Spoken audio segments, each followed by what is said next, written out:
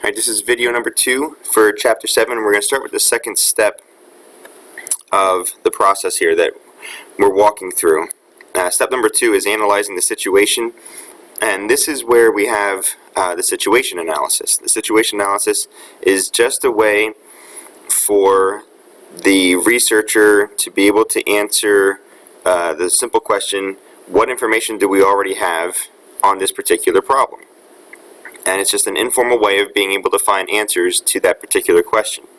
And it's going to help the researcher by providing them background information about a problem area that is probably unfamiliar to them. It may uncover information that leads to early identification of a solution, which is fantastic, or it may help to determine that other types of information really are necessary and you need to keep digging a little bit deeper.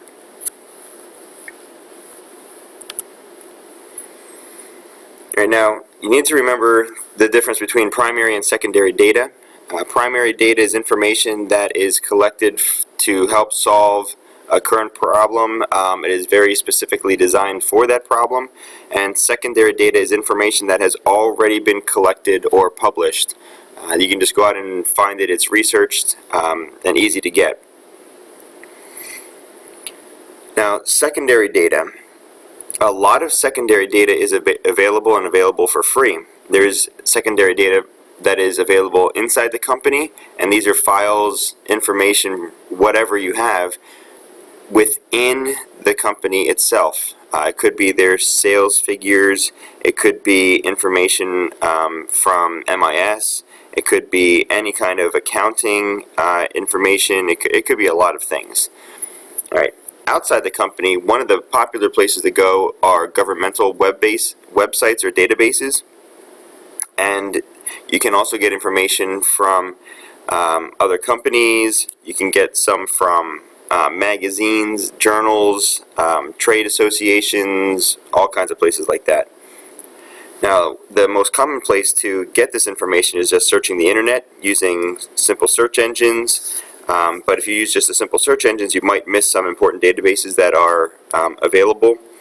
So you may want to consider special interest discussion groups or news groups to be able to get topics that are on specific areas of interest for you. Governmental databases are usually pretty cheap, not very difficult. They are usually available both digitally and printed, so that you can get information there as well. Primary data is usually obtained through either observation or questioning. Questioning could be surveys, questionnaires, whether they be paper copy, over the telephone, face-to-face, online, whatever it happens to be. And observations is just where you simply will observe something happening and come to conclusions based upon that. And sometimes you get observations and questioning at the same time.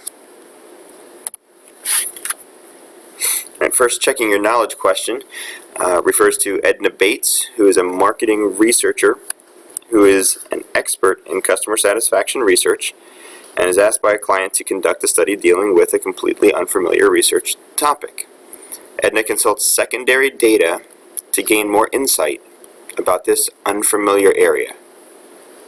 Edna is engaged in the blank stage of the marketing research process.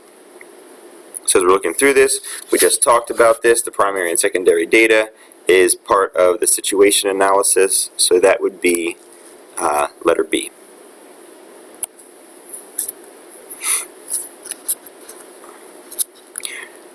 Alright, now key issues here, and we're talking about secondary data. The first one on the left says about situation analysis, a lot for a little.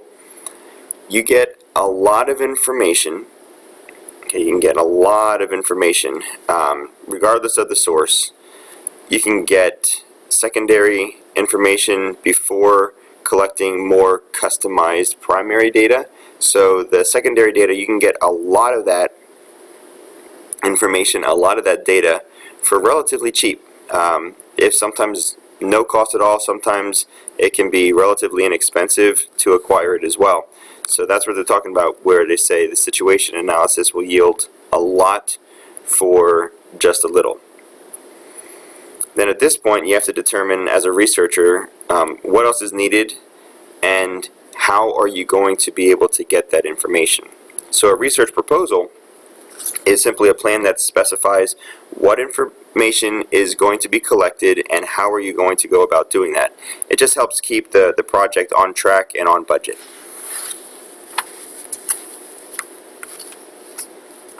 Alright, step number 3 is talking about getting problem-specific data.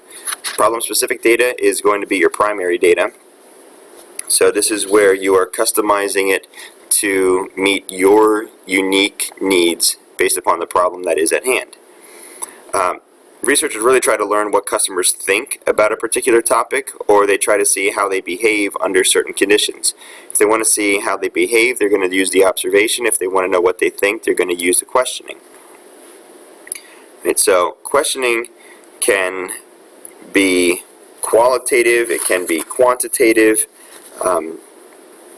The qualitative research seeks the in-depth, open-ended responses. They don't want the yes or no type answers. Right? They try to get people to share their thoughts, their opinions, and some people it's very easy to do. Some people just share their thoughts and opinions very easily, others not so much. The qualitative approach can get a lot of details, so you have to make sure though that you understand that people's opinions and judgments and thoughts on topics might not be exactly what you're looking for. Alright, just depending, but it's good to get their honest feedback so you know exactly what they're thinking and what their opinions are on things. Alright, this slide, the reason I kept this in is just so that you remember to look at focus groups. Focus group interview involves usually on average 5-6 people on a low end, 10 people maybe on a high end, and this is going to be held in an informal group setting.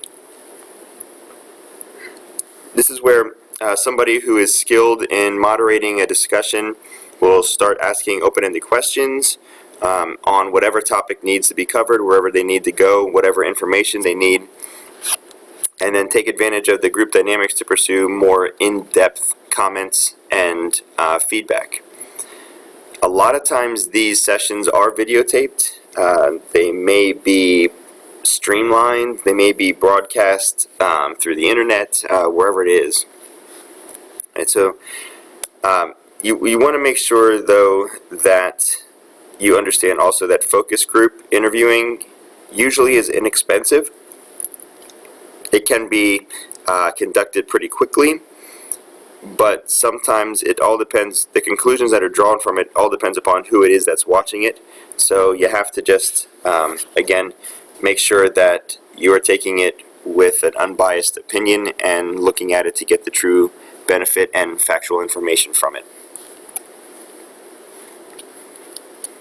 And structured questioning gives more objective results. This is where quantitative research comes into play. The quantitative research seeks structured responses. You want answers and responses that can be summarized in numbers. You want them to be shown as percentages, averages, some way to be able to get some statistical data to be shown. A lot of times these are done by ratings and rankings, 1 being the lowest, 5 being the highest. You know, how satisfied are you? You're looking for responses that can very easily be turned into numbers, percentages, averages, statistics that they can use to show people. A lot of times these can also be shown in graphs so that people who are more visual will be able to see the results clearly.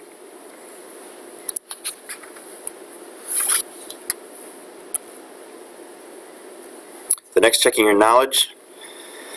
This is referring to a sales training firm who wants feedback on the quality of its classes and training services. The firm planned to send mail surveys to CEOs of its client companies to get the needed information. However, one executive objected to the survey plan, saying, "CEOs don't attend our classes. How will they know if the classes are any good?" In essence, the guy wants, whoever this person is, they would like them to talk to the people attending the classes, not just the bosses. Another executive added, if the survey isn't relevant to the CEOs, it will be thrown away and will get no data. CEOs are only going to answer questions that are pertinent to their time, that are really valuable to their time. So if this is something that's not valuable to them, they're not going to answer and take the time to answer. So it appears that the research design presents problems with which of these answers? Now, response rate simply is how many people will reply to your questioning. Validity is referring, when you look at C, validity is referring to how valid are the responses, how realistic and true are they, or people just, just messing around and goofing around with their answers. All right. So as we're looking through this, low response rate seems to be a potential problem here, and it's very common in mail surveys because a lot of people do not reply to mail surveys. Also, the relevance of the population, if the CEOs don't even attend the classes, it's not really relevant to them. So the best answer for this section would be letter E, where A and B are both correct. All right, surveys. This is something that I'm sure you've come in contact with, but how they collect the information and the survey data, usually broken down into 3 areas here. Mail and online surveys, whether it be paper copy or online. They are very common. They are very convenient. You can ask any questions you want. There's very convenient for the people who are filling it out. They can be anonymous. They don't have to put their name on anything. And it also makes the point, the book makes the point that there's a greater willingness by people to respond and provide personal information if it is able to remain anonymous. Main disadvantage here is that there's a low response rate. The percentage of people who are contacted who actually complete and return the survey is usually extremely, extremely low. Telephone surveys, they're usually fast, usually quick, and can be effective. But the problem is most people will refuse to either answer the phone or give out their information over the telephone. Personal interview surveys can be very in-depth, give the interviewer a chance to explain the issues. The interviewer has to be trained to avoid any kind of bias in regards to the answers that are given. And the consumer interviews are often done in like shopping malls, in the stores. They can be more expensive due to the amount of cost for the person who's doing the interviewing because they have to be trained in it, and it usually costs them a little bit more of like an hourly rate. Last checking your knowledge for this video states that a researcher wants to study 1,000 consumers and needs information about a lot of personal and sensitive issues. Which of the following would be the best way to gather this information? Now, from what I just mentioned on the last slide, due to the fact that it is anonymous and people don't have to put their name on something, the answer that the book says is best is A, mail survey. This brings us to the end of video number 2.